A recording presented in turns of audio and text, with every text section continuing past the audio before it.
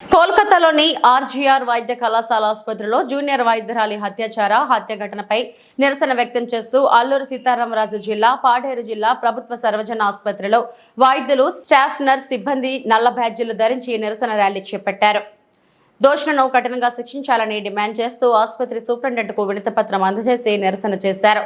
బాధితులకు న్యాయం జరిగే వరకు దశలవారీగా నిరసనలు చేపడతామని, కేంద్ర రాష్ట్ర ప్రభుత్వాలు వెంటనే స్పందించి వైద్యులకు రక్షణ కల్పించి న్యాయం చేయాలని డిమాండ్ చేశారు. కార్యక్రమంలో ఆసుపత్రి వైద్యులు సిబ్బంది పాల్గొన్నారు. భద్రత చాలా చాలా ఇంపార్టెంట్. సో త్వరగా గవర్నమెంట్ దీని మీద చర్య తీసుకొని ఎవరైతే ఇదంతా చేశారో వాళ్ళకి శిక్ష పడాలని మేము కోరుకుంటున్నాం.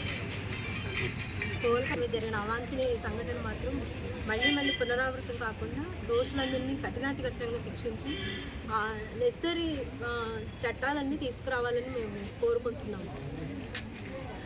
నమస్కారం అండి. మరి మొన్న ఆగస్టు 9వ తారీఖున కోల్కతాలోని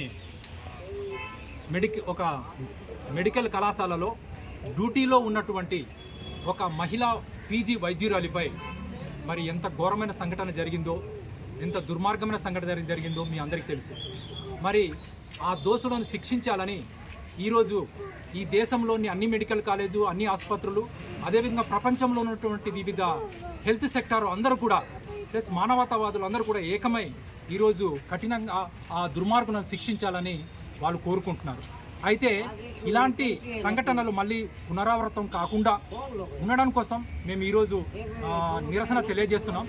అలాగే ఆ దుర్మార్గులను శిక్షించాలని, అలాగే ప్రభుత్వాలు వెంటనే జోక్యం చేసుకుని ఎక్కడైతే ఈ వైద్యులు డ్యూటీల్లో ఉంటారో వాళ్ళకి మంచి వైద్యం అందించాలంటే ఖచ్చితంగా వాళ్ళకి రక్షణ కల్పించాలని కోరుకుంటున్నాం.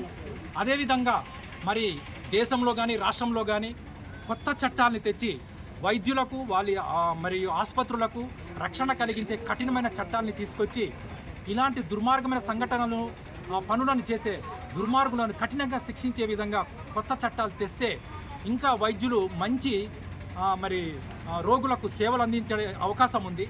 కానీ మీరందరికీ తెలుసు, కరోనా అనే భయంకరమైన సమయంలో కూడా వైద్యులు ఎంత ఒక యుద్ధంలాగా వాళ్ళు కూడా ఒక మిలిటరీలో సైనికులు ఎలాగైతే యుద్ధ సమయంలో పోరాడతారో అలాగే వైద్యులు కూడా యుద్ధ రంగంలో దిగినట్టు కరోనా సమయంలో వాళ్ళ ఫ్యామిలీస్ అందరిని వదిలేసి వచ్చి మరి మన ఎంతోమంది ఇప్పుడు ఈరోజు మనం అందరు బతికున్నామంటే మనకందరూ కూడా వైద్యులు ఎంతో సేవ చేసి మనల్ని బతికిచ్చారు.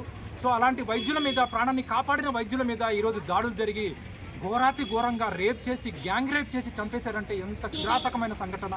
ఈ సంఘటనకి నిజంగా అందరూ కూడా, ఈ దేశంలో ఉన్న వాళ్ళు, ప్రపంచంలో ఉన్న వాళ్ళు అందరూ కూడా రియాక్ట్ అయ్యి ఆ దుర్మార్గులను పట్టుకొని కఠినంగా శిక్షించి మళ్ళీ ఇలాంటి సంఘటన పునరావృతం కాకుండా ఉండాలని కోరుకుంటూ మేమైతే అందరూ కూడా ఈ రోజు నుంచి నిరసన దినాలుగా మేము పాటిస్తున్నాం.